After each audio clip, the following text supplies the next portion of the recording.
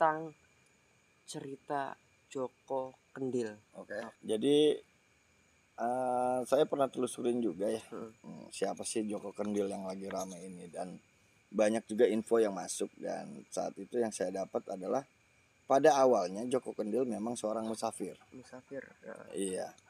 Tapi dia bukan seorang musafir yang menjalankan amanat dari gurunya, dan dia bukan masuk kategori yang berhasil. Dia gagal.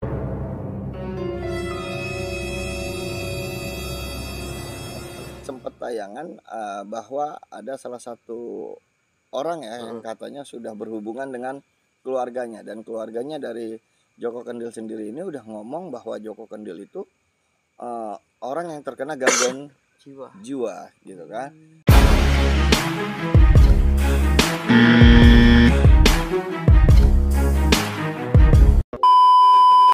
Jadi untuk mendapatkan satu bentuk kekebalan ya, kalau kita tinjau dari sisi keilmuan bawah sadar khususnya olah pikir, itu kan butuh belief system yang luar biasa. Nah, pengolahan belief system ini harus benar-benar istilahnya nggak semudah ngebalik tangan lah gitu. Jadi emang harus benar-benar dia itu ngendep banget di dalam bawah sadar ya.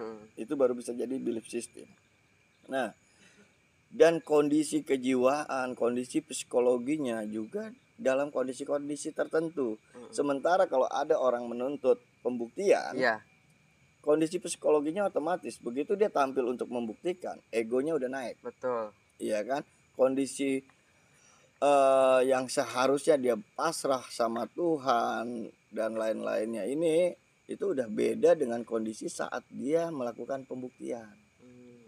Iya, yang kalau dari gurunya pasti nggak boleh buat kesombongan, pasrah sama yang maha kuasa. Tapi kalau untuk datang ke tempat pembuktian, udah otomatis dia dengan penuh kesombongan karena dia merasa, wah gue udah kebal. Terus egonya udah pasti karena pengen merasa diakui. Nah, kondisi psikologi dan kejiwaannya aja ini udah merusak bentuk belief system dia sendiri, dan otomatis pasti gagal. Oke, benar-benar. Jadi udah ada rasa ria dan sombong soalnya dalam hati. Jadi udah nggak mungkin bisa dibuktikan. Oke, ini pertanyaannya mungkin terakhir nih. Ini kan akhir-akhir ini sempat viral juga ya Bang Awe. Mungkin Bang Awe sempat ngelihat atau dengar ya tentang cerita Joko Kendil. Oke. Kira-kira pendapat Bang Awe tentang Joko Kendil tuh gimana nih? Seperti apa kira-kira? Banyak juga yang bilang itu mah orang-orang stres, sorry banget ya. Banyak yang bilang, bukan aku ya, banyak yang bilang itu orang stres yang nggak jelas dan sebagainya macam gitu, orang hidup yang nggak punya tujuan dan segalanya gitu. Tapi kan hal yang wajar lah orang berpendapat segala macam, karena dia juga belum tahu apa sih ya tujuan mereka, yang tujuan si Kendil ini ngelakuin ini kan apa gitu. Kira pendapat Bang Awe apa nih tentang Joko Kendil? Jadi saya pernah telusurin juga ya, siapa sih Joko Kendil yang lagi rame ini, dan banyak juga info yang masuk, dan saat itu yang saya dapat adalah pada awalnya Joko Kendil memang seorang musafir. Ya. Iya. Tapi dia bukan seorang musafir yang menjalankan amanat dari gurunya, dan dia bukan masuk kategori yang berhasil. Dia gagal. Kenapa tuh? Salah satu contoh bentuk kegagalannya, dia diwawancara bahwa dia diperintah sama gurunya untuk melakukan jalan kaki. Benar. Iya kan?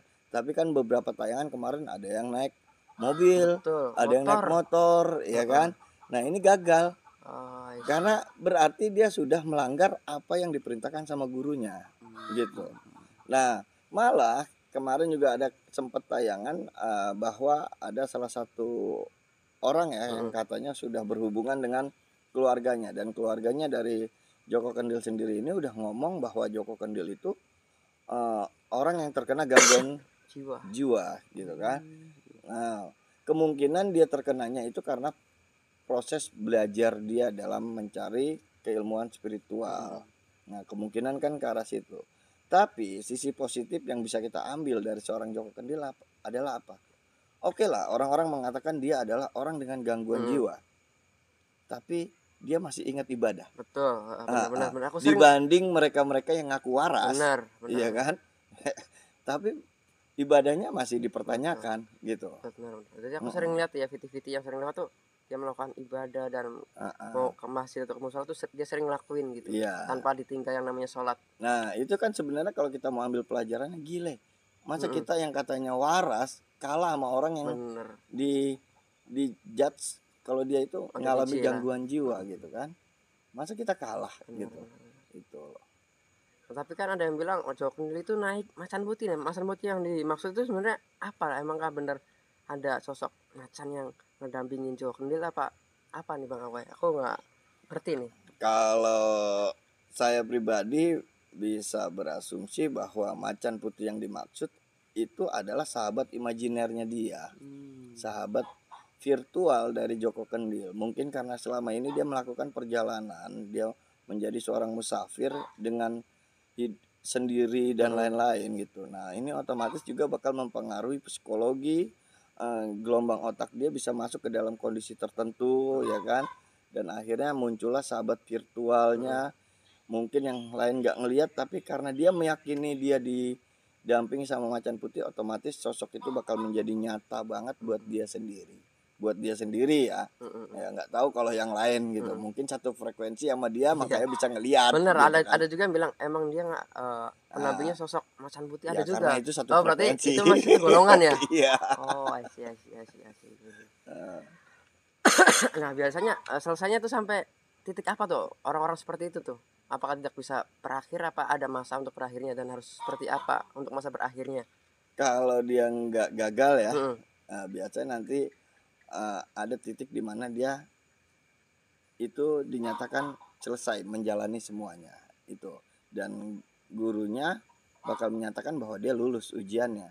Tapi kalau dia gagal dan justru malah muncul imajinasinya, halusinasinya, itu ya mungkin gak bakal selesai gitu, kecuali dia diterapi. Gitu ya. Oke ya, untuk penutup nih Bang Awe ya, mutiara atau kata-kata apa nih buat teman-teman semua biar nggak saling membenturkan dan apa ya, nggak saling menghujat lah kasarannya lah ya. Tetap jalan di koridornya masing-masing kan gitu. Zaman dulu tuh kayaknya enak banget, kita hidup tuh tentram. Setelah sekarang berasa beda gitu. Ada kata-kata enggak nih? Kalau aneh kan selalu ngasih himbauan itu sadari ketidaksadaran diri selama ini. Terus tetap sadari bahwa diri ini hanyalah seorang hamba dan jangan pernah seorang hamba itu bermimpi untuk menjadi Tuhan. Karena rata-rata manusia-manusia zaman sekarang itu terbuai dan merasa punya kuasa, sementara hakikat kekuasaan itu cuma milik Tuhan. Ini mutiara dari Bang Awe ini berarti banget, mahal. Oke, buat teman-teman semua, teman-teman pesulap hitam, mungkin cukup sekian saja ya video kali ini.